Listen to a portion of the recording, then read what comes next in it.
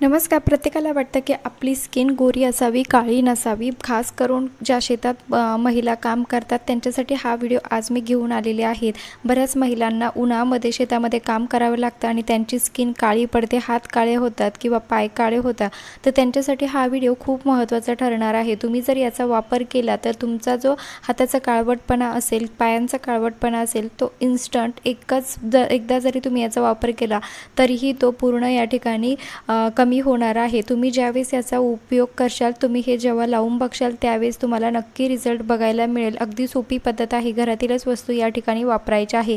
तर बघा, मी या ठिकाणी एक छोटीशी वाटी घेतलेली आहे आणि घरातीलच वस्तूंचा वापर करायचा आहे. यासाठी आपल्याला ₹1 पण खर्च करण्याची गरज नाही आहे. आपल्या घरामध्ये किचनमध्ये हळद ही असतेच आणि आपल्याला अगदी थोड्या प्रमाणामध्येच हळद घ्यायची आहे. तुम्ही मेजरमेंट घेऊ शकतात किंवा तशी अंदाजे घेतली तरीही चालेल. बघा, मी या ठिकाणी एका वाटीमध्ये हळद घेतलेली आहे आणि सर्वांनाच माहिती आहे हळदीमुळे आपल्या स्किनसाठी किती फायदेशीर असते. खूप उपयोगात येणारी ही हळद आपल्या स्किनला ग्लो करण्याचं काम करते आणि जे पण काळेपण असेल किंवा पिंपल्सचे डाग असेल, तुम्ही चेहऱ्यावरती देखील याचा वापर करू शकतात. पूर्ण काळवटपणा काढण्यास हळद खूप जास्त उपयोगी आपल्या स्किनसाठी असते. त्यामुळे आपल्याला या ठिकाणी हळद घ्यायची आहे. आणि हो, तुम्ही अजून चॅनलला सबस्क्राईब केलेलं नसेल तर प्लीज चॅनलला सबस्क्राईब करा, कारण मी रोज भरपूर असे यूजफुल व्हिडिओ तुमच्यासाठी घेऊन येत असते. त्यानंतर आपल्याला या ठिकाणी घ्यायचा आहे शॅम्पू.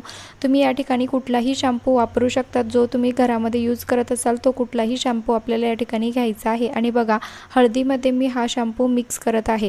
आता हळद आणि शॅम्पू ज्यावेळेस एकत्र येतात त्यावेळेस एक प्रकारची रिॲक्शन होते आणि जी एकत्र आल्यानंतर जी रिॲक्शन होते ती आपल्या स्किनसाठी खूप फायदेशीर मानली जाते. त्यामुळे आपल्याला या ठिकाणी हळद आणि शॅम्पू दोघं गोष्टी आवर्जून वापरायच्या आहे. तर बघा, मी या ठिकाणी अगदी थोड्या प्रमाणात पाणी मिक्स करत आहे, जेणेकरून एक प्रकारची पेस्ट या ठिकाणी आपल्याला तयार करायची आहे.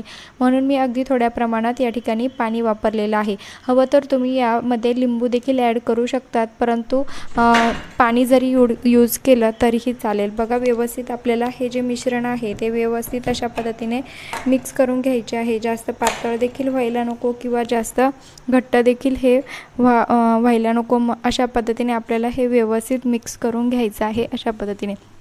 आणि बघा, एक प्रकारची पेस्ट या ठिकाणी तयार झालेली आहे.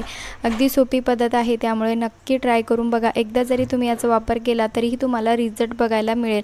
तुम्ही व्हिडिओ बघण्यापेक्षा जर लगेचच याला लावायला म्हणजे तयार करायला जर सुरुवात केली तर तुम्हाला रिझल्ट स्वतःच बघायला मिळेल. बघा, अतिशय म्हणजे जास्त पातळ देखील नाही आणि जास्त घट्ट देखील नाही, अशी स्मूथ अशी पेस्ट आपल्याला या ठिकाणी तयार करायची आहे. आणि हो, जे कोणी बघा अशा म्हणजे आता आपल्या भागामध्ये भरपूर अशा महिला आहे ज्या उन्हाळ्यामध्ये शेतामध्ये काम करतात. भरपूर असं काम करावं लागतं आणि त्यामुळे त्यांच्या स्किनकडे, हातापायांकडे त्यांना लक्ष देण्यासाठी वेळ नसतो. त्यांच्यासाठी ही आयडिया म्हणजे हा व्हिडिओ खूप महत्त्वाचा ठरणार आहे, कारण फ्री ऑफ कॉस्टमध्ये हे आहे. जास्त खर्च देखील करण्याची गरज नाही आहे, ना पार्लरचा खर्च किंवा ना कुठली क्रीम आणण्याची गरज आहे. बघा, अतिशय सोप्या पद्धतीने तुम्ही तुमच्या हातापायांना गोरं करू शकतात. जो पण काळवटपणा असेल तो तुम्ही एकदा जरी लावला तरीही तो घालवू शकतात.